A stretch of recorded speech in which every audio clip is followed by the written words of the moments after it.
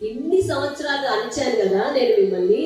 ఇప్పుడు మీరు లెక్కేసుకోండి, మీరు రాసుకోండి, ఒక దాంట్లో ఒక బుక్ లో రాసుకోండి, డేట్ వేసుకోండి. ఎన్ని సంవత్సరాలు దేవుడు మిమ్మల్ని అనిచాడో ఆ లెక్క, ఆ సంవత్సరాలు రాసుకోండి. దేవుడు చెప్తున్నాడు, రాబోయే కాలంలో ఇక మీకు కష్టాలు ఉండవు. హల్లెలూయా.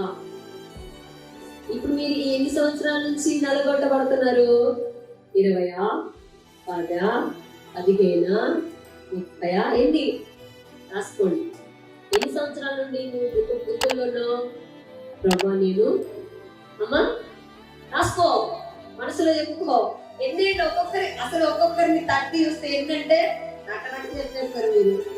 ఎన్ని సంవత్సరాల నుండి నువ్వు ఈ ఉద్యోగం రాకుండా ఇబ్బందులు పడుతున్నావు అంటే, ఎన్ని సంవత్సరాలు నీ పని చేస్తా నలిగిపోతున్నావు అంటే, ఎన్ని సంవత్సరాల నుండి కష్టపడుతున్నావు బిడ్డ అంటే, ఒక్కొక్కరిని తడితే ఇన్ని సంవత్సరాలు చెప్తారు లెక్క. రాసుకోండి, మీరు మీ లెక్క రాసుకోండి. దేవుడు ఈరోజు చెప్తున్నాడు, మీరు 70 సంవత్సరాల నుండి బాధపడుతున్నారు ఇశ్రాయేలులారా, ఇక రాబోయే కాలంలో మీకు నిరీక్షణ కలుగునట్లుగా నేను మీకు సమాధానకరమైనటువంటి ఉద్దేశంలోనే కానీ హానికరమైనటువంటి వాటిని నేను మీకు చేయట్లేదు.